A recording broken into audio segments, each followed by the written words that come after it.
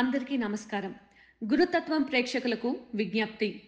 G Telugu ఓంకారం videos మరియు గురుతత్వం channel వీడియోస్తో fake YouTube channels మరియు ఐడీలు క్రియేట్ చేసి మిమ్మల్ని గురూజీ పేరు చెప్పి మోసం చేస్తున్నారు. గురూజీ ఎప్పుడూ ఫోన్ కాల్స్లో జాతకం చెప్పరు. గురూజీని నేరుగా కలవాలి అనుకుంటే బెంగళూరులో ఉన్న ఆయన కార్యాలయానికి వెళ్ళగలరు. మీకు ఆ వివరాలు జీ తెలుగు ఓంకారం కార్యక్రమంలో చూపించబడుతుంది. అదేవిధంగా గురుతత్వం వీడియోస్లో బెంగళూరు ఆఫీస్ ఫోన్ నెంబర్లు ఇవ్వడం జరుగుతుంది. ఇటువంటి మోసాలు జరిగినప్పుడు గురూజీకి కానీ గురుతత్వం ఛానల్కి కానీ జీ తెలుగు కార్యక్రమానికి కానీ ఎలాంటి సంబంధం లేదు అని గుర్తించగలరు. బ్రహ్మోస్మి శ్రీ గురుభ్యో నమః. హరి ఓం. గురు బ్రహ్మ గురు విష్ణు గురుదేవో మహేశ్వరః గురు సాక్షాత్ పరబ్రహ్మ తస్మై శ్రీ గురువే నమః. గురువే సర్వలోకానాం విషజే భవరోగిణాం నిదయే సర్వ విద్యానాం దక్షిణామూర్తయే నమః. ఆదిశేషాయ నమస్తుభ్యం అనంతఫలదాయకం. నమోऽस्तु పద్మనాభాయ నాగానాం పతయే నమః. సర్వేభ్యో మహాదినభ్యో మాతృపితృదేవతభ్యో ఆచార్యదేవతభ్యో నమో నమః. హరి ఓం. ఉత్తరాయణ శిశిరతో మాఘమాస కృష్ణపక్ష ప్రస్తుతం పాడ్యమి. ఈరోజు గురువారం మఖా నక్షత్రం విశేషమైన రోజు. ఈరోజు దాన కార్యాలకి శ్రేయస్కరమైనది. బృహస్పతి వారం మరియు పైగా ప్రథమం, చాలా విశేషమైన రోజు. మఖా నక్షత్రంలో గురువారం కలిసి వచ్చింది. ఈరోజు అమృత సిద్ధి యోగం కూడా ఉంది. ఇటువంటి రోజు ఆత్మోన్నతి కోసం, జ్ఞానం ప్రాప్తించడానికి కోసం, పితృశ్రేయస్సు కోసం మరియు పితృల ఆశీస్సుల కోసం, పూర్వాజిత కర్మఫలం నశించడానికి కోసం, ఇక్కడ మన జీవితంలో అన్ని విధాలుగా అభివృద్ధి చెందడానికి అత్యంత మహోత్తరమైన నామపదం ఓం మహతే నమః. ఈ నామానికి పితృదేవతల అధిపతులు, ఈ నామానికి గురువులు అధిపతులు, ఈ నామానికి పంచభూతాలు అధిపతి అంట. ఈ నామం చాలా విశేషం. అది పర్టికులర్ ఇటువంటి అమృత సిద్ధి యోగానికి అధిపతి ఈ నామం. ఇటువంటి రోజు ఓం మహతే నమః ఈ నామాన్ని జపిస్తే ఇన్ని దేవతల ఆశీస్సులు మనకి ప్రాప్తిస్తాయి. మేము ఇక్కడ ఈ కార్యక్రమంలో ఒక 3 సార్లు జపిస్తాం. కానీ మీరు ఇంట్లో 108 సార్లు ఈ నామాన్ని జపిస్తే దీని అనుగ్రహమే అద్భుతం. ఈ రోజంతా మీరు జపించాల్సిన నామం ఓం మహతే నమః. ఒక్క మాల, మనము జపించే మాల వస్తుంది కదా, ఒక మాల రిపీట్ అయ్యే లోపల మీరు జపించారనుకోండి, ఎంత అదృష్టం కలిసి వస్తుంది కదా. చక్కగా ఈ రోజంతా ఈ నామాన్ని జపించండి. పితృదేవతల మరియు కులదేవత, గ్రామ దేవతల, సర్వదేవతల మరియు పంచభూతాల ఆశీస్సులు కూడా పొందవచ్చు. ఓం మహతే నమః. ఈరోజు మంచి మాట. మన జీవితంలో ఎవరికి ఏది చెయ్యాలన్నా, ఎవరికి ఏది అందించాలన్నా వాళ్ళకి యోగ్యత అనేది కూడా ఉండాలి. అంతే కదా. ఇప్పుడు మీరు యోగ్యత తెలిసిన వారికి మీరు ఏదిచ్చినా అది ఉపయోగమే. అంతే. యోగ్యత తెలియని వారికి మనం అది ఇచ్చినా అది వ్యర్థం. కోతి చేతికి మనం ఏదైనా వజ్ర కిరీటం ఇచ్చామో అనుకోండి, అది ఏం చేస్తుంది? దానికి ఏం అవసరం అండి, దాని గురించినే దానికి తెలీదు. అది ఇలా పెట్టుకుంటుంది, ఇలా ఆట ఆడుతుంది, మళ్ళీ పడేస్తుంది. అదే కోతి చేతి కొబ్బరి చిప్ప ఇవ్వండి, చక్కగా తినుకొని ఆనందంగా ఉంటుంది. అదే విధానంగా ప్రతి విషయము, ప్రతి జ్ఞానము, సమయము కూడా. సమయం ఎప్పుడు వృధా చేసే వాళ్ళ కోసం మీరు సమయం ఇస్తే మీ జీవితంలో మీకు ఉండాల్సిన సమయం కోల్పోయారు అని అర్థం. సమయానికి ఎవరు విలువ తెలుసో వాళ్ళకే సమయం ఇవ్వండి. ఎందుకంటే విలువ కట్టి లేని వాటిల్లో సమయం కూడా ఒకటి. వెళ్ళిపోయిన సమయం తిరిగి రాదు. ఈ చేయడానికే పని లేనట్టు, ఇక జీవితంలో అన్ని సాధించేసాం, మాకు ఇంకేం పని లేదు అనుకొని ఇంట్లో టైం పాస్ చేసుకొని ఉదయం నుంచి సాయంత్రం వరకు మొబైల్ పట్టుకొని వాటిలో రీల్స్ చూసుకొని ఆడవాళ్ళు పురుషులు దాంట్లోనే మగ్నం అయిపోయారు. మీరు చేసే పని లేదేమో అనుకుంటా, అందుకే మీరు మొబైల్ పైన పడ్డారు. ఇక మిమ్మల్ని చూసి మీ పిల్లలు కూడా అంతే అయిపోయింది మీ జీవితం. ఇక నాకు తెలిసి దాదాపు 30% స్త్రీల జీవితాలు మగవాళ్ళ జీవితాలు మొబైల్కి అంకితం చేసుకొని ఏ పని లేకుండా ఇంపార్టెంట్ ఫోన్ కాల్ వస్తుంది, అయ్యా ఈరోజు మీటింగ్ అరేంజ్ చేద్దాము రాండి ఎవరికో చూపించాలని, ఓకే అంటాడు. ఇక మొబైల్ తీసి పట్టుకుంటాడు, ఆ మీటింగ్ పోయింది, అంతా పోయింది, వంకాయ టెంకాయ అంతా మొత్తానికి ఖాళీ అయిపోయింది అంతే. ఇక స్త్రీలు రాత్రి 11 అయినా ఇక మొబైల్ పట్టుకొని చూసుకోండి. పొద్దున్నే పిల్లల్ని స్కూల్కి లేట్గా పంపించడానికి పొద్దున్నే లేస్తేనే మొబైల్ ఇక స్టార్ట్. వాళ్ళకి భోజనంలే బ్రేక్ఫాస్ట్లే ఏం లేదు. దాని కర్మ అని వాళ్ళ నాన్న ఎలా అలవాటు చేయంటే దారిలో వెళ్ళేటప్పుడు ఓటులో తీసుకొని దాన్ని బ్యాగ్లో పెట్టుకొని తీసుకెళ్ళి ఇచ్చేసేది. తర్వాత ఈవిడ గారు మొత్తం ఆయన ఆవిడ ఇద్దరు కూర్చొని ఇటువైపు ఒకరు మొబైల్ చూసుకొని ఉండడం, మళ్ళీ 10-11 గంటలకి స్నానాలు చేయడం, తర్వాత ఏదో తినడం, ఆ తర్వాత పిల్లలకి దానే బాక్స్ ఎక్కువ ఇచ్చేయడం, మళ్ళీ రావడం, మళ్ళీ స్టార్ట్. అంతే వాళ్ళ జీవితాలు. ఎందుకంటే నాన్నగారిలో తాతగారిలో సంపాదించి పెట్టింటారు కదా, అది తినడానికి సరిపోతుంది అంతే. జీవితం సర్వనాశనం చేసుకోవడానికి ఈ కాలంలో ఇటువంటి అలవాట్లు ప్రారంభమయ్యాయి. జీవితంలో గుర్తుంచుకోండి, విలువ కట్టలేనిది సమయం. తెలుసా మీకు సమయం? నేను అప్పుడప్పుడు ఆలోచిస్తూ ఉంటా, నాకు 48 గంటలు ఉంటే ఎంత బాగుండేది, 48 గంటలు ఉంటే ఎంత బాగుండేది నాకే అనిపిస్తుంది. సరిపోవట్లేదు నా జీవితానికి సమయం. అంటే 24 గంటలు ఒక రోజుకి సరిపోవట్లేదు. పొద్దునే 5 గంటలకే లేవాలి, ధ్యానం చేయాలి, జపం చేయాలి, పూజ చేసుకోవాలి, తర్వాత ఆఫీస్కి వెళ్ళాలి, జనాలు కలవాలి, రాత్రి 11, 12, 2 గంటలకు వదులుతారు, మళ్ళీ రావాలి, పడుకోవాలి. ఆ జనాల కష్టాలు విని విని భోజనము తినడానికి అవ్వదు, నీళ్లు తాగడానికి అవ్వదు, ఇంకేం లేదు. అక్కడ అయిపోయిందా రాత్రి పొద్దునే పడుకొని మళ్ళీ ఫ్లైట్ ఎక్కి ఇక్కడ రావాలి, ఇక్కడ రికార్డింగ్ చేయాలి జీ తెలుగులో, మళ్ళీ లైవ్ రావాలి, మళ్ళీ పారిపోవాలి. నాకేం ఏం టైం లేదు, నా కుటుంబానికి ఏం టైం లేదు, నేనే చేసుకోవాలి.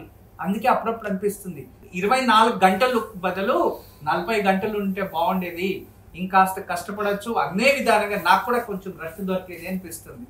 ఎందుకు అంటే టైంని వెతుక్కుంటున్నాం జీవితంలో. కొందరు టైంని వెతుక్కుంటున్నారు ఎప్పుడు రెస్ట్ దొరుకుతుందా అని. అంత కష్టపడతారు, అంత బిజీగా ఉంటారు. ఇంకా కొందరైతే అంతే వాళ్ళ జీవితంలో ఇక వాళ్ళకి ఎప్పుడు తెలుస్తుంది దీని విలువ అంటే అంత్యకాలంలో. పిల్లలు వీళ్ళు టైం స్పెండ్ చేయరు కదా, అప్పుడు తెలుస్తుంది దీని విలువ. దయచేసి అర్థం చేసుకోండి.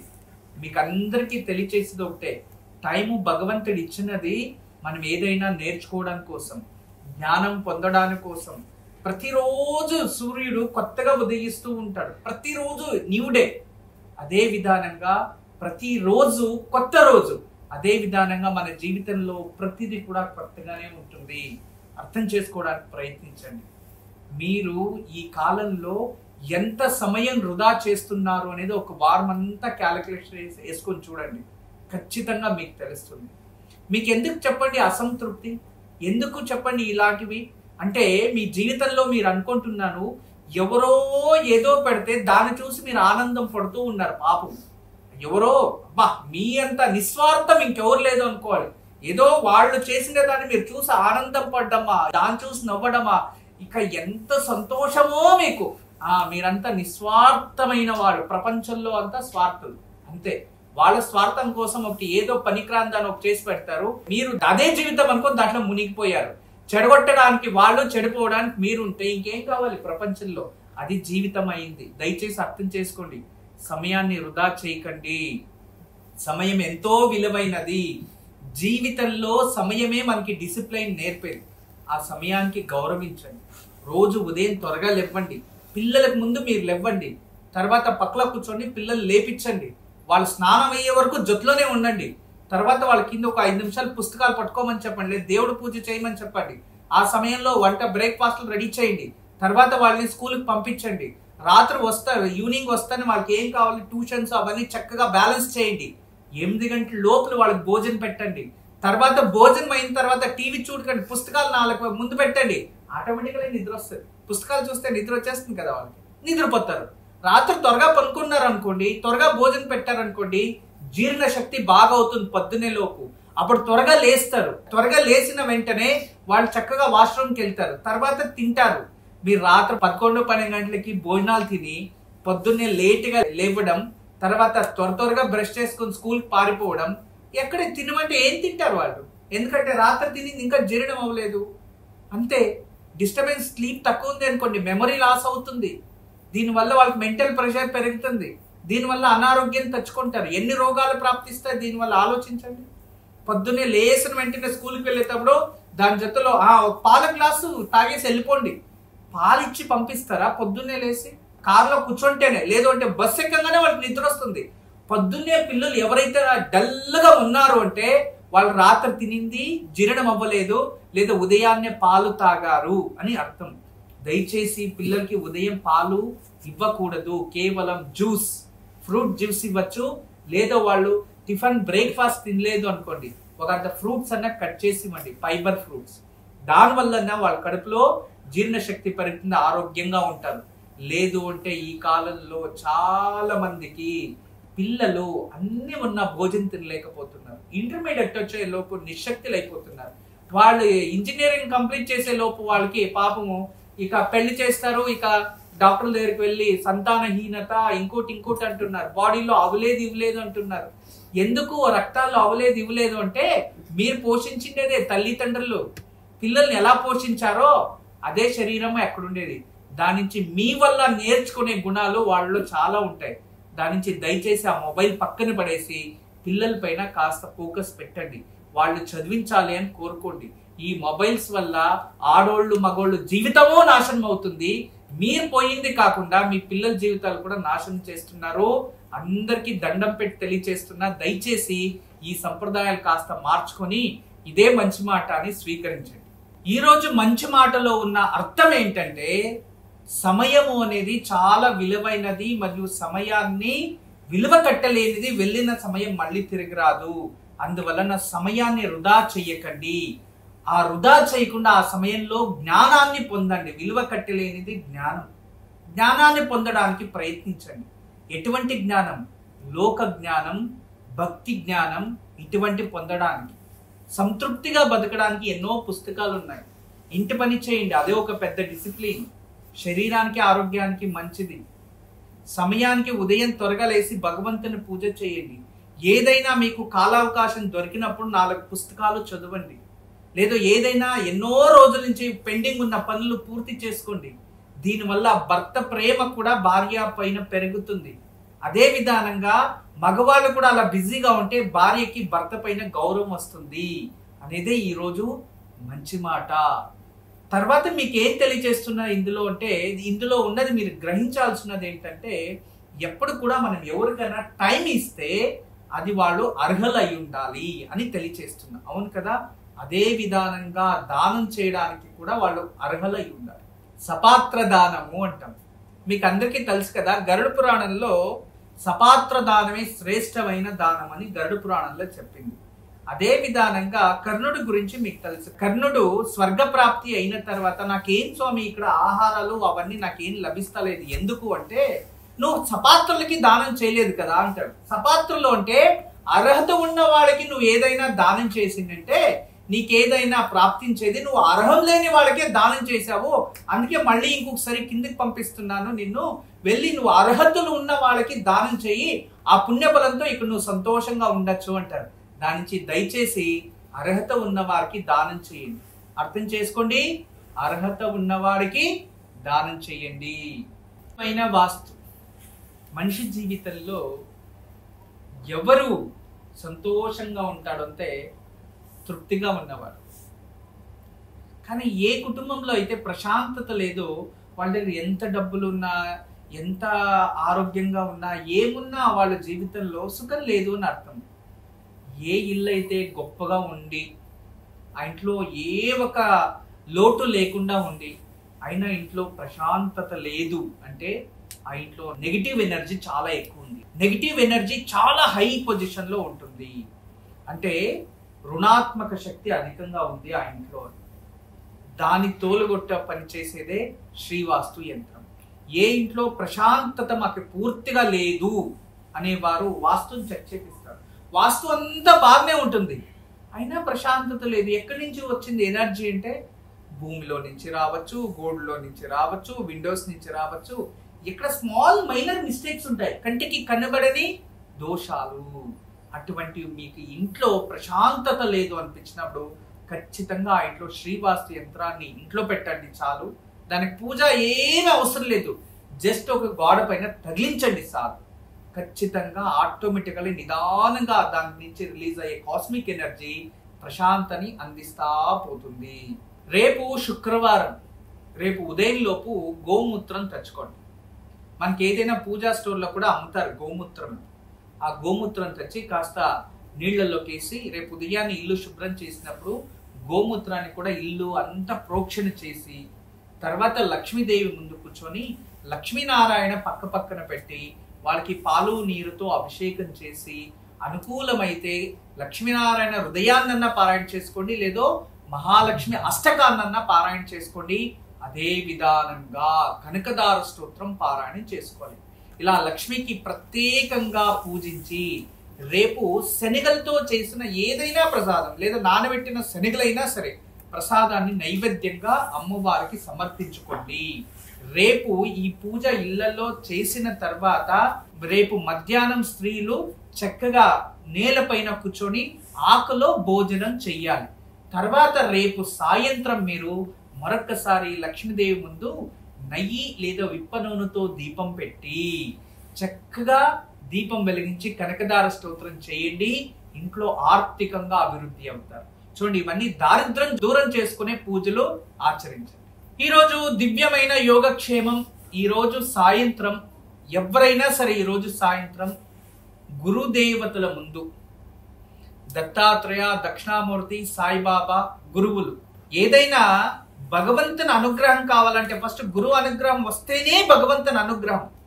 మీరు ఏ దేవతలని ముందుగా పూజించాలంటే గురువుని ముందుగా పూజించాలి అని సమస్త వేదాలు చెప్తున్నాయి. గురువే సమస్తం అంటే సద్గురువుల్ని పూజించడం వలన భగవంతుడే మన దగ్గరకు వస్తాడని. అలా ఈరోజు సాయంత్రం మీకు నచ్చిన గురువుని మనస్ఫూర్తిగా ప్రార్థించి ఆ గురువు ఫోటో ముందు లేదా విగ్రహం ముందు నెయ్యి దీపం వెలిగించి ఆ గురు స్తోత్రాన్ని పారాయణ చేసి దాన్ని ప్రసాదంగా ఇంట్లో ఉన్న వాళ్ళు స్వీకరించండి. గురుబలంతో పాటు ఎవరికైతే సంతానం కావాలో ఆ సంతాన యోగం కూడా ప్రాప్తిస్తుంది. ఈ రోజు ఎవరైనా పితృదేవతల్ని స్మరించి ఈ ఒక గోమాతకి ఏదైనా తినబడితే పితృదోషం కూడా తగ్గుతుంది. బ్రహ్మోస్మి. అందరికీ నమస్కారం. ఈరోజు మీకు అందరికీ కూడా శ్రీవాస్తు యంత్రం గురించి పరిచయం చేయడానికి వచ్చాను. శ్రీవాస్తు యంత్రం మీరు చూస్తున్నారు. శ్రీవాస్తు యంత్రం. ఈ శ్రీవాస్తు యంత్రం ఈ విధానంగా 9 ఇంచెస్, ఇలా 9 ఇంచెస్, ఇలా 9 ఇంచెస్ ఉంటుంది. తదుపరి బ్యాక్ సైడు ఇలాంటి 9 చక్రాలు ఉంటాయి. ఫ్రంట్ ఈ ఒక గ్లోబ్స్లా ఒక 9 డాట్స్ ఉన్నాయి చూడండి, ఇలా 9. ఇది శ్రీవాస్తు యంత్రం అనేది ఒక కాస్మిక్ ఎనర్జీని అట్రాక్ట్ చేసుకుంటుంది. నెగిటివ్ ఎనర్జీని ఇంట్లో నుంచి బయటికి తరిమేస్తుంది. ఇది మీకు అందరికీ దానికి పరిష్కార మార్గంగా నేను ఇవి సూచిస్తున్నా. ఎందుకంటే చాలామంది పిల్లలు సరిగా చదువుతలేదు, ఇంకొకరు మా ఇంట్లో ప్రశాంతత లేదు, భార్యాభర్తల మధ్యలో సఖ్యత లేదు, దేవుడి గదిలో సరిగా పూజ చేయలేకపోతున్నా, ఇంట్లో ఏదో తెలియని బాధ అనిపిస్తుంది, మా ఇంట్లో ఎప్పుడు కూడా ఏదో తెలియని ఒక శ్మశానంకి వెళ్ళినట్టు అనిపిస్తూ ఉంటుంది, మా ఇంట్లో కలగానే ఉండదు ఎప్పుడు కూడా. ఇక మా ఇంటికి చాలామంది వచ్చిన వాళ్ళంతా వాస్తు దోషం అని చెప్తూ ఉన్నారు, మేము ఏం చేయాలి అని ప్రశ్నిస్తూ ఉండేవారు. వాళ్ళందరికీ కూడా ఒక మార్గోపాయం చాలా రోజుల తర్వాత రీసెర్చ్ చేసి ఇప్పుడు ఈ శ్రీవాస్తు యంత్రాన్ని మేము చూపిస్తున్నాం. ఈ శ్రీవాస్తు యంత్రాన్ని ఎప్పుడైతే ఎక్కడ ఫాల్ట్ అనిపిస్తుందో అక్కడ ఒక మేక కొట్టి తగిలించాలి, అంతే. పిల్లలు చదువుతా లేదు, చదివే రూమ్లో పిల్లలు ఏకాగ్రతగా చదవాలి అనుకుంటున్నారా, అక్కడ ఒకటి తగిలించండి. మీరు నిద్రించే ఒక రూమ్లో మాకు సరిగా నిద్ర వస్తలేదు, పడుకుంటే చెడు కళలు వస్తున్నాయి, నిద్రించే గదిలో ప్రశాంతత లేదు అనిపిస్తుంది, అక్కడ ఒకటి తగిలించండి. లేదు ఎవరో వాస్తు దోషం అని చెప్పారా, ఇంట్లో వాస్తు దోషాని కోసం ఇంటి హాల్లో ఒకటి తగిలించండి. లేదా పూజ గదిలో ఏదో ప్రశాంతత లేదు, సరిగ్గా ఏకాగ్రత లేదు, మెడిటేషన్ చేయలేకపోతున్నా అంటే పూజ గదిలో ఒక మేక కొట్టి అక్కడ ఒకటి తగిలించండి. ఎక్కడైతే ఇంట్లో వాస్తు దోషం ఉంది అని ఎవరైనా చెప్తారో ఆ ప్రదేశంలో ఆ ప్లేస్లో జస్ట్ ఒక మేకు కొట్టి దాన్ని తగిలించండి, ఆ వాస్తు దోషం అక్కడి నుంచి వెళ్ళిపోతుంది. చాలా అద్భుతము, చాలా విశేషమైన శ్రీవాస్తు యంత్రం మీ వరకు తయారు చేయించాము. దీన్ని ఉపయోగించండి, దీన్ని లాభం పొందండి. నమస్కారం. వాస్తు యంత్రం సంప్రదించవలసిన నెంబర్లు 8844452334 040682766622.